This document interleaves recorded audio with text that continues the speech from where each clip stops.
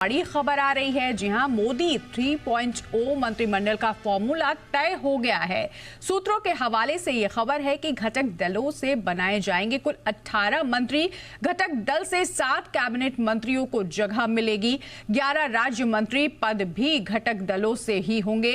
TDP, JDU जो कि सबसे बड़ा घटक दल है और किंग मेकर की भूमिका में नजर आ रहे हैं, इनमें से 2-2 मंत्री बनाए जा सकते हैं। और इसके अलावा Shiv Sena, NCP, Ajit Pawar, LJP, JDS, HAM से एक-एक मंत्री बनाए जाएंगे।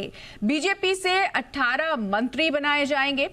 तो लगभग फॉर्मूला तय हो गया है कि किसे क्या मिलने वाला है और जो घटक दल है उन्हें भी महत्वपूर्ण जिम्मेदारी मिलेगी। ये खबर आ रही है कि टीडीपी, जेडीयू से 2-2 मंत्री बनाए जा सकते हैं क्योंकि ये बड़ी भूमिका में नजर आ रहे हैं, किंग मेकर की भूमिका में आ रहे हैं। 11 राज्य मंत्री पद भी घटक दलों को मिलने वाले हैं। इधर Shiv Sena, NCP, Ajit Pawar, LJP, JDS, HAM से एक-एक मंत्री बनाए जा सकते हैं।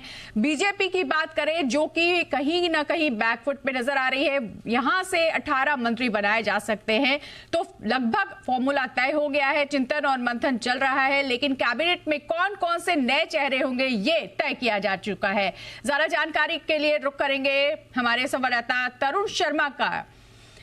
तो फिलहाल ये फॉर्मूला है जो हम आपको दिखा रहे हैं, मोदी 3.0 मंत्रिमंडल का फॉर्मूला जो लगभग तय हो चुका है। एक दिन पहले मोदी को सर्वसम्मति से नेता चुना गया और सरकार बनाने का दावा पेश किया गया। राष्ट्रपति ने सरकार बनाने के लिए आमंत्रण भी दे दिया है और अब कल शाम 7:15 बजे मोदी शपथ लेंगे, इस तरह की खबर की पुष्टि हो चुकी है। कौन कौन से नए चेहरे कैबिनेट में शामिल होंगे, क्योंकि ये गठबंधन की सरकार है और पहली बार 10 साल में ऐसा हुआ है कि बीजेपी को मेजॉरिटी नहीं मिली है, तो गठबंधन महत्वपूर्ण भूमिका में होंगे।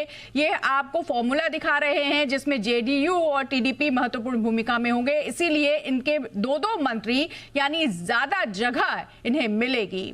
और जो सहयोगी सदस्य हैं, जो पार्टियां हैं, उन सभी को अपने मंत्रिमंडल में मोदी जगह देने वाले हैं। हमारे सहयोगी तरुण हमारे साथ हैं। तरुण, फॉर्मूला तय हो चुका है, फॉर्मूला किस तरह से काम करने वाला है और क्या तैयारी चल रही है सरकार बनाने की? की जो एनडीए की जो कल बैठक हुई, उस बैठक में ये साफ तौर से निकल कर आया, जितने भी घटक दल हैं उन सबको रिप्रेजेंटेशन इस कैबिनेट या ये कहें कि सरकार में दिया जाएगा। लेकिन अभी ये कह पाना काफी जल्दबाजी होगी कि कितने कितने लोगों को कितनी कितनी सीटें कैबिनेट पर एमओएस मिलेंगे। हालांकि जो घटक दल हैं वो जरूर अपनी मांग रख रहे हैं कि जिस हिसाब से उनकी सीटें आई हैं, जैसे टीडीपी के पास 16 सीटें हैं, जेडीयू के पास 12 मेंबर ऑफ पार्लियामेंट हैं, तो उनके हिसाब से उनका रिप्रेजेंटेशन हो। लेकिन इसके साथ साथ ये भी देखना जरूरी है क्योंकि उन स्टेट्स के अंदर भी उनको अपनी सरकारें चलानी है। वहाँ पे भी एनडीए बीजेपी के साथ उन्होंने चुनाव लड़ा है और उनकी अपनी अलग अलग मांगे स्टेट्स को लेकर भी हैं, क्योंकि ज्यादातर जो पार्टियां हैं वो रीजनल पार्टियां हैं, तो रीजनल पार्टियों का अपना वर्चस्व स्टेट में भी बचा रहे, इस पे भी वो विचार कर रही हैं कि जैसे आंध्र प्रदेश है, उस स्पेशल स्टेटस वो चाहते हैं।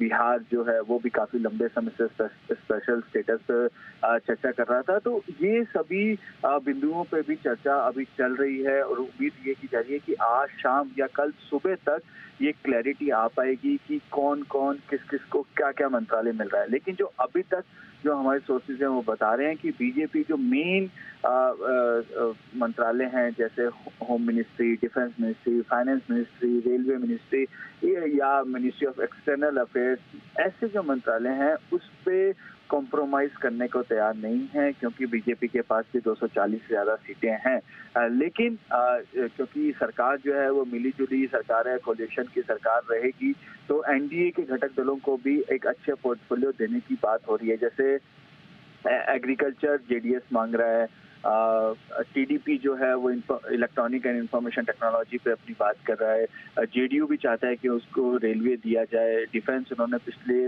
वाजपेयी सरकार के अंदर संभाला था, तो जॉर्ज फर्नांडिस डिफेंस मिनिस्टर थे, तो वो एक बड़ा मंत्रालय हो सकता है। लेकिन ये अभी क्लैरिटी सीधे तौर पे निकल के नहीं आ रही है कि बीजेपी कितनी शर्तों पे मान रही है, लेकिन ये तय है कि सभी एनडीए के घटक दलों को सीटों के हिसाब से रिप्रेजेंटेशन दिया जाएगा। टीडीपी और जेडीयू क्योंकि शुरू से ही किंग मेकर की भूमिका में थे, उन्हें जाहिर सी बात है संतुष्ट किया जाएगा, 2-2 पद उन्हें दिए जा सकते हैं। लेकिन चिराग की अगर बात करें तो बिहार में उन्होंने भी सबसे अच्छा प्रदर्शन किया। अगर कहें जेडीयू के साथ साथ उनका भी प्रदर्शन अच्छा रहा, पांचों की पांचों सीट लेके आए हैं।